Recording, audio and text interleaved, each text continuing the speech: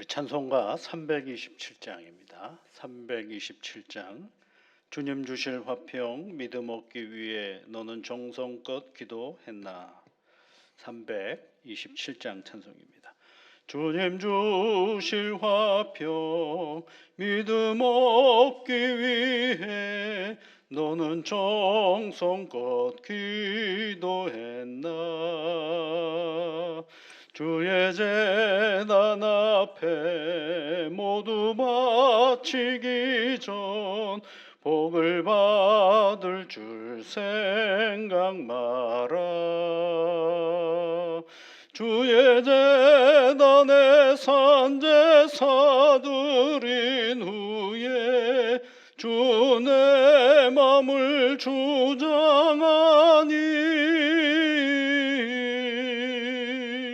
주의 뜻을 따라 그와 동행하면 영생 복락을 누리겠네. 주의 밝은 빛에 항상 활동하며 선한 사업을 힘쓰겠나. 자유 얻으려면 주의 뜻을 따라 너의 모든 것 희생하라. 주의 제단에 산제사 드린 후에 주 내 맘을 주장하니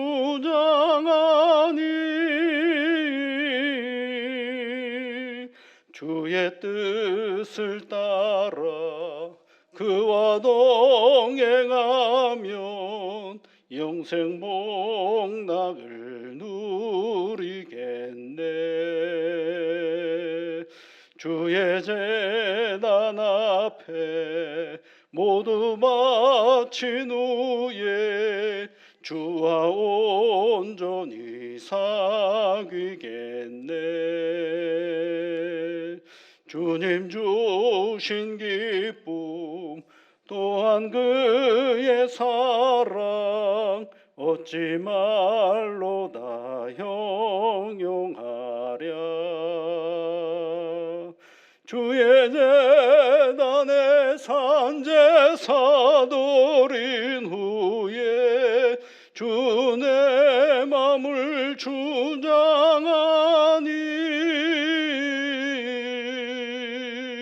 주의 뜻을 따라 그와 동행하면 영생 복락을 누리겠네. 하나님, 오늘도 우리에게 좋은 날을 주시고 은혜의 시간을 허락하여 주셔서 감사를 드립니다. 주 성령께서 기도하는 주의 자녀들을 한 사람 한 사람 보듬어 주시고 격려하여 주시고 능력으로 함께 하셔서 오늘도 세상 살아가는 일에 큰 어려움이 없도록 지켜 인도하여 주옵소서. 세상은 우리를 향하여 만만히 보지 않습니다. 가만히 두지를 않습니다. 이런저런 인생의 문제들 앞에 서 있을 때마다 주 성령께서 한 사람 한 사람을 강건케 하여 주셔서 우리 마음에 심겨진 하나님의 영원한 말씀 가운데 당당하게 이 땅의 삶을 살아가는 저희들 되어줄 수 있도록 복의 복으로 이끌어 주시옵소서. 오뚜기가 밖에서 흔들 때 흔들리지만 그 중심을 잡는 것은 오뚜기 자체인 것을 우리가 늘 기억하면서 흔들어대는 이 세상 속에서 결코 넘어지지 아니하고 말씀으로 하나님으로 예수님으로 나의 중심을 제대로 세워가는 믿음의 자녀들이 다 되어줄 수 있도록 주 성령께서 함께 하시며 이끌어 주옵소서. 이 땅을 기억하시고 이 나라에 복을 내려주셔서 이 세상에 살아가는 모든 이들이 저마다 태어남의 기쁨을 갖고 감사하며 기뻐하고 자기 삶에 감동을 가지고 살아가는 이 땅의 삶의 자리가 되도록 은총을 내려 주시옵소서. 삶의 배경도 다르고 여건도 다르고 그리고 그 삶을 이루어가는 속도도 다 다른데 그것이 차별이 되지 않게 하시고 차이는 인정하지만 서로를 존중하는 일에 더 마음을 쏟는 이 땅의 모든 삶의 터전이 되어줄 수 있도록 주 하나님께서 이끌어 주시고 분별의 은혜와 복을 이 땅에 허락하여 주옵소서. 오늘 수술을 앞두고 있는 믿음의 사람이 있사오니 주 성령께서 의사의 손길에만 맡기지 마옵시고 친히 임재하여 주셔서 내가 너와 함께함이라 말씀하여 주시며 그 시술하는 모든 과정들을 주 하나님께서 이끄시고 도와주시옵소서. 그리하여 일상을 살아가기에 어려움이 없도록 주 하나님께서 돌보시며 이끌어 주옵소서. 예수님 이름으로 기도하옵나이다. 아멘. 하나님의 말씀은 야고보서 1장 22절부터 25절까지 말씀입니다. 야고보서 1장 22절부터 25절까지 함께 같이 읽겠습니다. 너희는 말씀을 행하는 자가 되고 듣기만 하여 자신을 속이는 자가 되지 말라. 누구든지 말씀을 듣고 행하지 아니하면 그는 거울로 자기의 생긴 얼굴을 보는 것 사람과 같아서 제 자신을 보고 가서 그 모습이 어떠했는지를 곧 잊어버리거니와 자유롭게 하는 온전한 율법을 들여다보고 있는 자는 듣고 잊어버리는 자가 아니요 실천하는 자니 이 사람은 그 행하는 일에 복을 받으리라. 아멘. 1장이 굉장히 짧게 계속 나가죠. 근데 1장을 잘 정리해야 2장, 3장, 4장 그래서 야고보서의 전체의 흐름을 우리가 이해를 할 수가 있게 되는 것입니다. 그 시작이 뭐였습니까? 여러 가지 시험을 만나면 기쁘게 여기라. 이게 시작. 결론이 뭐예요? 여러 가지 시험을 만나면 기쁘게 여기라가 이게 야고보서의 전체적인 결론이거든요. 시작이 여러 가지 시험이고 끝이 기쁘다라는 거예요. 그런데 우리는 시작도 지금 문제 앞에 있고 그다음에 정확한지는 몰라요. 이게 정말 기쁜 일인가? 이건 아직 잘 몰라요. 그런데 믿음 안에 사는 삶의 끝은 기쁨이다라는 것을 선언해 주는 거거든요. 그러면 우리는 거기로 가면 되는데 이 가는 과정이 만만치 않은 거죠. 왜냐하면 우리는 과정 속에 있기 때문에 그렇거든요. 여러분 사람이요 결과만 놓고 보면 해석하기 진짜 쉽습니다. 이래서 이런 결과를 만들었어라고. 근데 지금은 뭐예요? 결과를 모르거든요. 어떤 결과가 내 앞에 있을런지는 몰라요. 근데 믿음의 사람인 야고보 사도는 하나님을 신실하게 믿고 그리고 자기 삶의 자리 속에서 하나님이 우리를 어떻게 여기까지 이끄셨는지를 확신하는 사람이고 흩어진 여러 교회들에 있는 성도들은 아직 고난받기도 하고 인생의 곤고한 문제들 앞에서 이러지도 못하고 저러지도 못하는 그 과정 속에 있는 사람이거든요. 야고보는 어떤 사람이었느냐면 그 결과를 하나님께서 우리에게 주시는 그 기쁨의 결과를 내 과정 속에 끌어와서 사는 거예요. 그러니까 거기서 뭐가 필요하다는 걸 아는 거예요. 믿음과 인내가 필요하다라는 걸 아는 거거든요.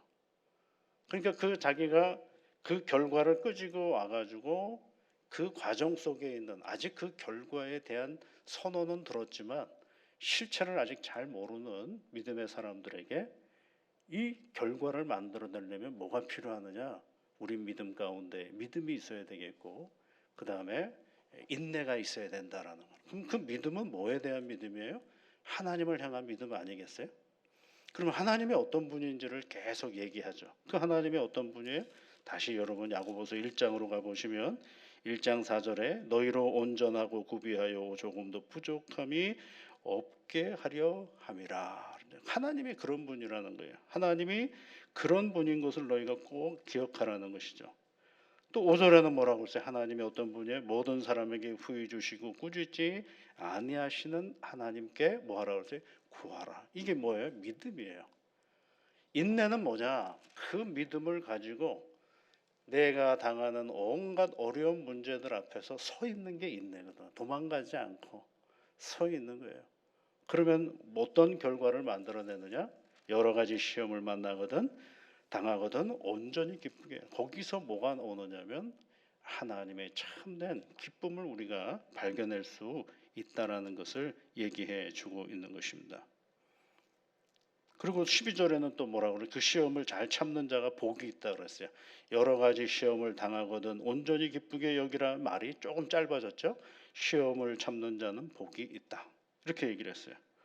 그것은 뭐예요? 약속하신 자기 생명의 면류관을 얻을 것이기 때문이다. 그리고 하나님은 또 누구냐? 시험하시는 분도 아니고 시험 당하시는 분도 아니다라고 얘기를 하고.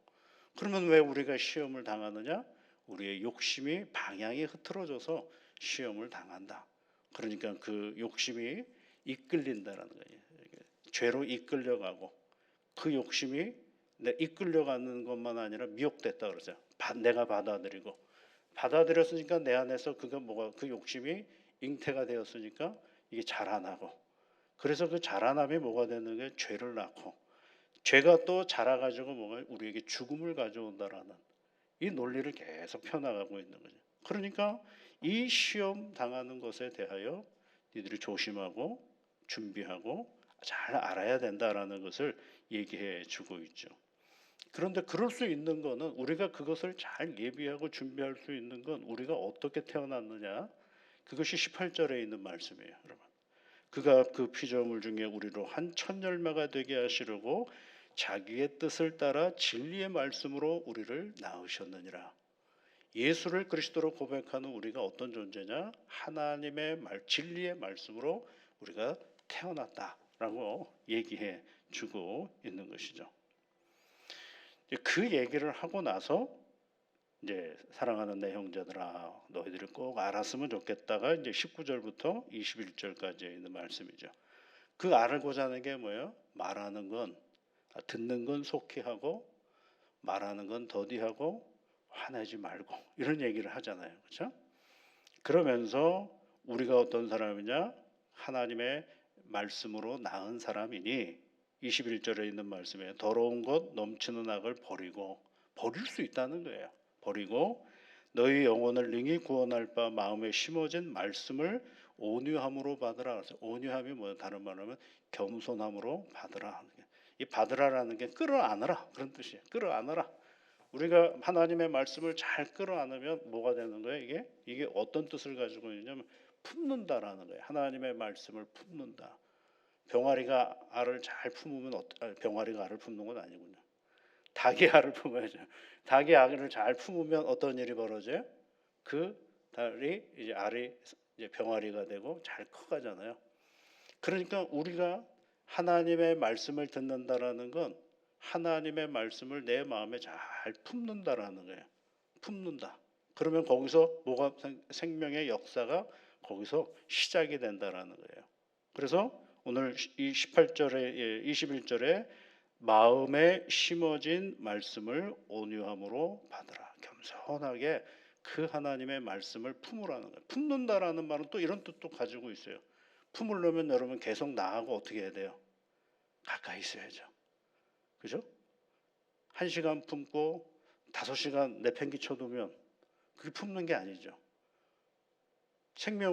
닭이 생명을 품을 때 오랫동안 품지 않겠어요? 오랫동안 그러니까 품는다라는 말은 말씀이 내 안에 머무른다는 거예요. 내 안에 심겨진 말씀을 내 안에 머무르게 한다. 그런 뜻을 가지고 있는 거죠. 그러면서 이제 오늘 우리가 하는 말씀에 보면 22절에 이제는 뭘 얘기를 했어요? 품는다라는 것을 받으라. 21절에는 받으라라는 말을 조금 더 구체적으로, 22절에는 말씀을 행하는 자 이렇게 되어 있어요. 이제는 어떤 구분을 하느냐면 말씀을 행하는 자, 듣기만 하는 자, 이 두 개를 구별을 해요. 말씀을 행하는 자, 듣고 행하는 자와 그렇지 않은 자, 듣기만 하는 자를 구별하는 것을 알 수가 있어요. 그런데 이제 한 가지 여기서 우리가 잘 생각해 봐야 될 건 뭐냐면 말씀을 행하는 자가 되고 이렇게 돼 있잖아요. 근데 그 다음을 한번 보세요. 22절에 듣기만 하여, 그럼 뭐야? 듣기만 하여 행하지 않는 자가 되지 말라. 이렇게 얘기해야 될 것 같은데 듣기만 하여 자기를 속이는 자를, 그렇게 되죠? 자신을 속이는 자가 되지 말라. 이렇게 얘기를 하는. 이게 무서운 말이에요, 여러분. 우리가 교회를 열심히 다니죠. 하나님 말씀 다 알죠. 근데 아는 것으로 멈춰서는 건 뭐가 없느냐면 변화가 없어요. 나는 성경 지식을 많이 아는 거는 되겠지만 아는 것에 멈춰서는 건 역동성이 없어요. 그 신앙의 자리가 죄송합니다. 아니에요. 그러면 어떤 게 신앙의 자리냐면 말씀을 들었어요. 그리고 그것이 내 삶의 자리 속에서 행하는 자가 되어야 뭐가 되는 거예요? 그게 자신을 속이지 않는 거예요. 우리는 자신을 하나님의 말씀을 잘 듣고 하나님께 예배를 잘 드리고 1부부터 오후 예배까지 다 드리고 뭐 한다 그래서 그게 내가 신앙이 괜찮은 사람이라고 자꾸 착각들을 하는데 천만에 그것은 행함이 없으면 뭐가 되는 거예요? 자신을 속이는 것과 다름이 없다라는 거예요. 종교 행위가 많아지는 거죠. 이 싸움은 우리가 계속 해야 되는 거예요. 내가 하나님께 예배를 잘 드린다라는 그 맥락에는 뭐가 있냐? 들은 말씀, 예배드린 마음을 가지고 내 삶을 변화시키는 자리로 가는 것이 그것이 예배의 정신이지. 시간에 맞춰서 이 자리에 앉아 있는다고 그리고 나는 아무 변화가 없는데 그것만 반복하면 그게 예배냐? 그건 종교 행위일 수밖에 없다라는 거예요. 그러니까 이걸 구별을 잘하지 않으면 누가 속아 넘어가는 거예요? 내가 속아 넘어가는 거죠. 그래서 야고보 사도는 자신을 속이지 말라 그랬죠. 근데 여러분 이 속이지 말라는 한 번 더 나왔어요. 16절에도 보시면 내 사랑하는 형제들아 속지 말라 그랬어요. 뭐가 속지 말라고요? 욕심을 가지고 하나님의 일을 한다라고 할 때 그것이 열심이라고 될 수가 없다라는 거예요. 그거는 누구를 속이는 거예요? 또 자신을 속이는 거예요. 하나님께 예배를 드리고 하나님의 일을 감당하는 것은 내 정욕에 따라서 움직여지는 게 아니거든요. 이게 진짜 어렵잖아요, 여러분. 그래서 계속 야고보 사도는 이 1장부터 얘기하는 것이 뭐냐면 속지 말라는 거예요. 네가 신앙생활해? 속지 말아야 돼. 뭐가 속지 말아야 되느냐면 하나님이 어떤 분인지도 모르면서 하나님이 원하는 일들을 한다고 하면서 그것이 자기의 의의인 것처럼 그것이 자기의 괜찮음인 것처럼 말하고 행동하는 건 자신을 속이는 거야 라고 얘기를 하는 거죠. 그 얘기를 계속해서 반복해서 하고 있는 것입니다. 그러면서 이제 나를 속이지 않으려면 어떻게 해야 되느냐? 그것이 다른 것이 아니라 말씀을 듣고 행하는 자가 되어야 한다라는 거예요. 여러분 여기서 또 속으면 안 됩니다. 내가 말씀을 듣고 행하면 내가 행한 대로 다 되느냐? 그럴 리가 없어요. 나는 말씀을 듣고 예를 들어서 용서하라 그래가지고 하나님이 나를 용서하라 그랬어. 용서하라야지. 그래서 상대방에 가서 내가 너를 용서할게. 그런데 그 사람이 눈을 흘겨요. 내 용서를 안 받아주거든요. 그러면 어떻게 된 거예요? 변화가 있어요, 없어요? 없어요. 상대방과 나와의 변화는 없지만 누구는 변화가 된 거예요? 나는 변화가 됐죠. 왜? 내가 이 말씀을 가지고 절대 용서할 수 없는 상황 가운데 있는 나를 끌고 어디로 간 거예요? 용서해야 되겠다라는 자리까지 누가 갔어요? 내가 갔잖아요. 그러면 누가 변화된 거예요? 내가 변화된 거예요. 여러분 상대가 어떤 반응을 보이느냐는 죄송합니다. 하나 중요하지 않아요. 하나 중요하지 않아요. 그건요. 평생 그렇게 갈 수도 있어요. 그러나 누구는 자유로워지기 시작하는 거예요? 나는 자유로워지기 시작하는 거예요. 절제할 수 없을 때 절제하는 마음을 가지고 나를 다스리면 누가 변화되기 시작한 거예요? 내가 변화되기 시작한 거거든요.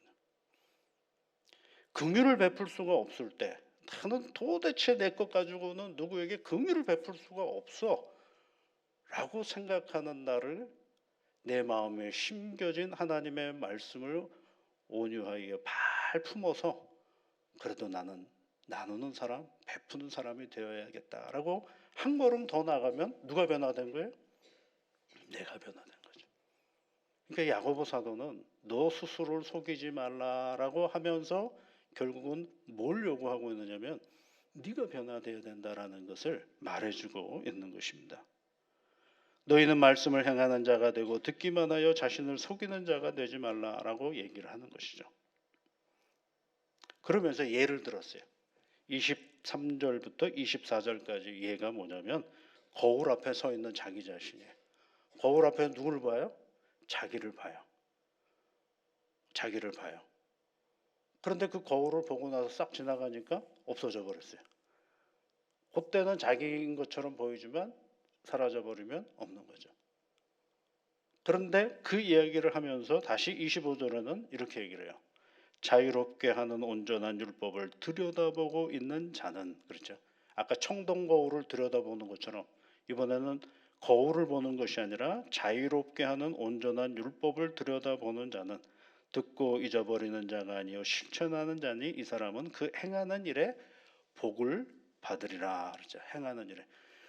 여기서 중요한 단어가 하나 있어요. 그 행하는 일에. 이 행하는 일이 내가 만약에 어떤 일을 했어요. 그러면 나는 그 일에 대한 기대치가 있죠, 여러분. 아, 내가 누군가를 사랑하려고 하고 막 사랑할 수 없는 사람인데 하도 예수님이 사랑하라 그래가지고 내 마음에 결단을 내려가지고 사랑하려고 하는데, 그 사람은 더 멀리 가요. 이거 뭐예요, 이게? 그러니까 이 일을 행한다라고 할 때 우리가 버려야 될 게 한 가지가 있어요. 결과는 버리세요, 여러분. 결과를 우리가 집착하게, 내가 좋아하는 결과에 내가 행하는 일이 맞춰지기를 원한다면 그때 누가 어려움을 당하느냐면 내가 어려움을 당하는 거예요. 우리는 결과를 추구하는 사람이 아니라 과정에, 주님의 말씀 가운데 과정에 들어가는 사람이거든요. 과정 속으로 들어가는 사람이에요. 그러니까 그 행하는 일에 복을 받는다라고 되어 있어요. 그 행함으로 인하여 이런 결과를 만들어냈을 때 복을 받는다가 아니라 그 일을 행함으로 인해서 용서할 수 없을 때 용서함으로 복을 받는 것이고, 절제할 수 없을 때 절제함으로 복을 받는 것이고, 긍휼을 베풀 수 없을 때 긍휼을 베품으로 복을 받는 것이지, 그 긍휼의 결과로 인해서 우리가 복을 받는 게 아니거든요. 그래서 여러분, 자유롭게 하는 온전한 율법이 뭘까? 요거 이제 야고보 사도가 말을 조금씩 바꿔요. 자유롭게 하는 온전한 율법. 요게 뭐하고 같은 맥락에서 쓰여지는 단어냐 하면 21절 말씀에 보면 너희 영혼을 능히 구원할 바 마음에 심어진 말씀. 그것이 다시 18절에 보면 자기의 뜻을 따라 진리의 말씀으로 우리를 낳음. 같은 맥락이거든요. 그러면 여러분 18절 말씀에 자기의 뜻을 따라 진리의 말씀으로 우리를 낳았다. 자기의 뜻이 뭐예요? 하나님의 뜻이 뭐예요? 구원이거든요. 우리를 향한 구원. 그 구원은 누구를 통해 우리에게 왔어요? 예수 그리스도. 그렇죠? 예수 그리스도. 그 예수 그리스도로 말미암아 우리가 하나님과 우리의 관계가 하나님 아버지가 되고 우리가 자녀의 관계가 되지 않습니까? 그래서 그 예수 그리스도로 말미암아 우리에게 다가온 게 뭐예요? 하나님의 말씀. 그래서 그 마음에 심겨진 영원한 하나님의 말씀이 되는 거죠. 그것이 우리의 실천적인 삶의 자리 속에서 보면 그것이 뭐가 되느냐면 하나의 율법이 되는데, 예수님이 가르쳐 주신 율법이 되는 거죠. 근데 그 율법은 우리를 얽매이고 우리를 죄 가운데로 이끌어가는, 사도 바울이 표현한 것처럼 율법은 죄를 깨닫게 하는 그런 기능으로서의 율법이 아니라 우리를 주님 안에서 오히려 자유롭게 해주시는 율법. 그것이 누구에게서 온 거냐? 예수님에게서 오신 것이죠. 그래서 자유롭게 하는 온전한 율법. 그래서 예수님은 율법의 완성자라고 하잖아요. 나는 율법을 폐하러 온 것이 아니라 율법을 완성하러 왔다라고 말씀하시죠. 그러니까 이 말씀은 예수님을 말하는 거죠. 우리가 예수님 앞에 서 있으면 뭐는 예수님의 산상수훈이나 이런 말씀들을, 그럼 그 결과를 기대하지 마시고 해보는 거예요. 그럴 때 마침내 거기서 하나님은 우리에게 뭘 주시는 거예요? 복을 주시는 거죠. 복을 주시는 거예요. 이거를 우리가 잘하면 인간관계로부터 자유로울 수 있습니다. 왜요? 내가 사랑하라 그랬으면 사랑하면 돼요. 용서하라 그랬으면 용서하면 돼요. 그 용서를 받느냐 안 받느냐는 그 사람 몫이에요. 내 몫은 뭐예요? 하나님이 내 안에 계시는 살아계신 하나님의 말씀을 가지고 사랑할 수 있을 때 열심히 사랑하고, 용서해야 될 때 용서하고, 그리고 하는 거죠. 내가 용서했는데 그 사람이 반응을 안 보여요. 근데 뭐 어떡하라고 나보고. 그건 내 몫이 아니에요. 그거는 하나님의 영역. 그러나 내게 맡겨진 영역은 뭐냐면 용서하라는 것이거든요. 예. 그런데 그 용서는 나만 하라고 되어 있어요? 서로 용서하라, 서로 사랑하라, 서로 서로 하라는 얘기가 있죠. 서로에는 단어의 뜻이 있는데 그게 뭐냐면 사이예요, 사이. 사이가 뭐예요? 간격. 간격이 뭡니까, 여러분? 차이. 너하고 나하고는 언어의 차이도 있고 마음의 차이도 있고 삶의 배경의 차이도 있고 이해의 차이도 있어요. 그것을 내가 다 어떻게 나한테 맞춰갑니까? 그럴 리가 없죠. 그래서 예수님이 온전한 자유롭게 하는 온전한 율법을 잘 들여다보고 있는 자는 듣고 잊어버리는 자가 아니요 실천하는 자다. 실천하는 자는 뭐거든요? 복을 받는다라. 여러분 오늘도 예수님의 말씀에 잘 실천해 가면서요 많은 복을 받으시기를 바랍니다. 함께 같이 기도하겠습니다. 하늘에 계신 우리 아버지, 아버지의 이름을 거룩하게 하시며 아버지의 나라가 오게 하시며 아버지의 뜻이 하늘에서와 같이 땅에서도 이루어지게 하소서. 오늘 우리에게 일용할 양식을 주시고 우리가 우리에게 잘못한 사람을 용서하여 준 것 같이 우리 죄를 용서하여 주시고 우리를 시험에 빠지지 않게 하시고 악에서 구하소서. 나라와 권능과 영광이 영원히 아버지의 것입니다. 아멘.